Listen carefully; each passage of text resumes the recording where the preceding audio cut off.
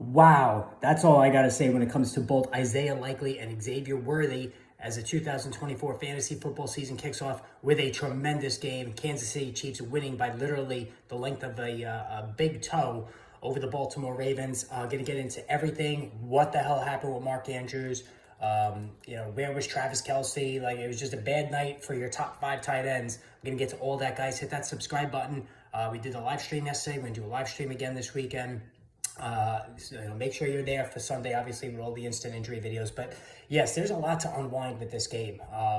And really, for me, the biggest takeaway is Isiah Likely. 9 catches, 111 yards, and a touchdown. And like I said, he was just the length of a big toe from having a second score and having just an unreal, insane game all the way around. So, and the flip side there is Mark Andrews owners are banging their heads against the wall as he caught only 2 passes for 14 yards. So, like, what the hell's going on here? What does this mean going forward? Well, here's my initial thoughts on this. One is that Mark Andrews is not 100% healthy. So 11 personnel in the second half.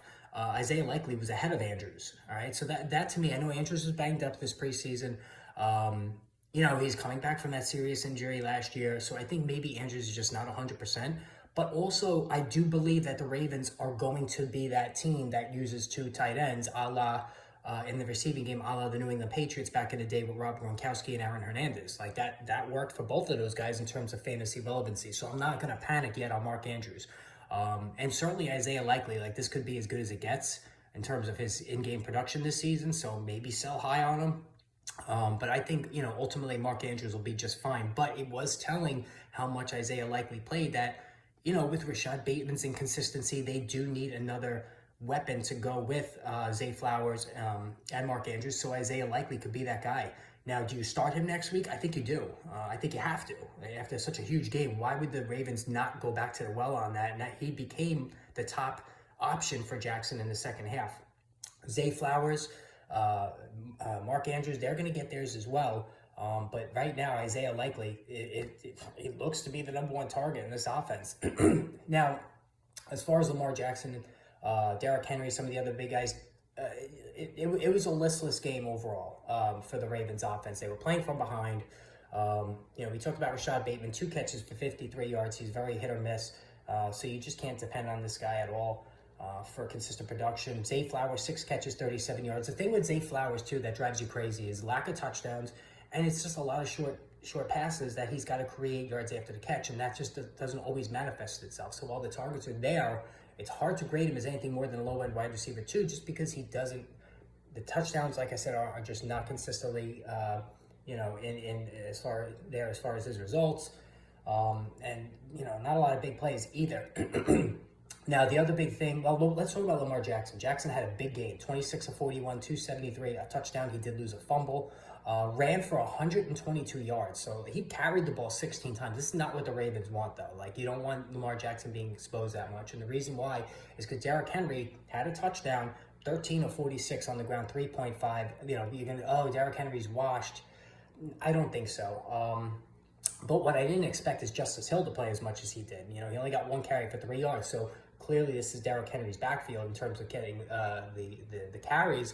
But 6 catches for 52 yards out of the backfield, and it worked. Like, he broke off some big gains. So Justice Hill, in a very deep PPR league, certainly could be a flex option. Not saying he's a handcuff, really. I guess he could in a PPR league because he's going to catch a lot of passes. But I'm not worried about Derk Henry off of this game. Like, they were just behind early. I guess the one thing you could say is that, A, the Ravens, and they're not going to feature him in the passing game much at all anyway. But B, if they fall behind, that's going to be bad news for Derk Henry, okay? They need to be playing a close game or in the lead for Henry to get his optimal production. But again, Lamar Jackson had a huge day here. And the big story, Isaiah Likely, he's going to be right there as the number 1 pickup on waivers this week if he's available. On the Chiefs side, you talk about the disappointments. Patrick Mahomes, Travis Kelce, certainly disappointing. Isaiah Pacheco, 15 of 45, only averaged 3 a carry, but he did rush for a touchdown, 2 catches for 33 yards. So he too dominated, and this Carson Steele kid got 2 carries, but he dominated the carries. He's going to have a huge season. I don't think there's any doubt about it. But Xavier Worthy, guys, I said it yesterday on the live stream. I said the Chiefs are going to manufacture touches for him to get him out in space. 2 catches for 47 yards and a touchdown. 1 carry for 21 yards and a touchdown. So Xavier Worthy, 3 touches, 2 touchdowns. Obviously, that's unsustainable. But here's the thing. If you offered Xavier Worthy straight up right now for Devontae Smith, I think he would accept it, whoever the Devontae Smith owner is. If you're an Xavier Worthy owner, I think you absolutely see what you can get for him.